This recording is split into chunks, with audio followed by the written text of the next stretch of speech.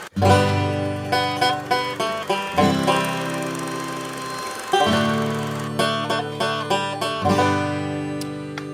that? This week, I want to talk to you about male nudity. Don't worry, not mine. I'm going to keep my clothes on. But the subject of male nudity in movies and the inequality between the sexes. Now, if you're a famous glamorous actress, the chances are that at some point you'll be asked to take your clothes off. Not so male stars who just get to scowl and act and pretend to fight. Or is that genuinely the case? Well, if you look back at the history of cinema, there is in fact a great tradition of the spectacle of the male body on screen. I mean, think, for example, about all those sword and sandals epics with strapping young men walking around with, leather straps and togas and tiny little skimpy things around their waist, but basically most of their body was on show. Now, those were kind of biblical stories about men being men, but there are also stories about men looking at men being men and kind of enjoying it.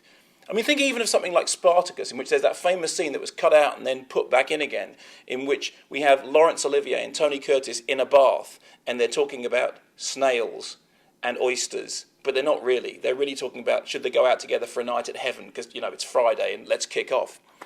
Go a few decades forward, and we have 300, in which the Spartans decide to fight off the Persian army dressed entirely as members of the village people, which sounds absurd until you realise that the other army is led by Xerxes, who's a dead ringer for RuPaul, so it kind of all comes out in the wash. Now, if, like me, you're a fan of male nudity in movies, you would have been quite thrilled recently, because there's been quite a lot of not just male nudity, but nude male wrestling on screen. Recently we had, for example, Viggo Mortensen's fantastic performance in Eastern Promises, the David Cronenberg movie. Now, nominally, that film was about Russian gangsters in London. It wasn't really about that at all. It was about how great Viggo Mortensen looks with all his clothes off. Think of that fantastic climactic scene in which he's completely stripped and he has to fight for his life with two men, and he hasn't got anything on, but he still manages to kill both of them because he's a lot sexier and better looking than they are.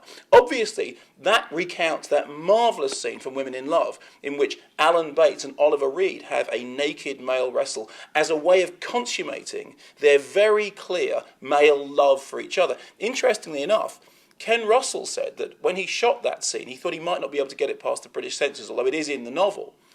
But in some territories, the scene was removed. And Ken said it always made it much worse, because if you took the scene out, you had Oliver Reed and Alan Bates taking their clothes off, and then you just cut to the two of them panting on the floor together, and Oliver Reed saying, "Was it too much for you?"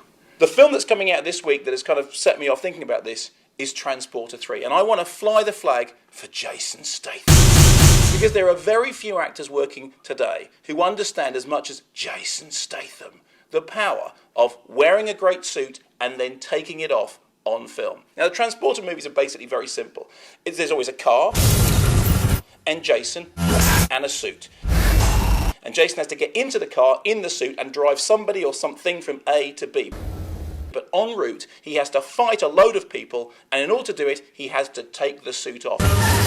In the first Transporter, there's a sequence in which he strips to the waist to fight a group of lithe young men. And, coincidentally, who knows how, there is oil all over the floor in the area in which Jason is wrestling with them. And the oil gets spread all over his manly torso, which makes it very difficult to fight, but also makes it strangely alluring to watch. Now, in Transporter 3, this is taken to its natural conclusion, a sequence in which Jason Statham is surrounded once again by men.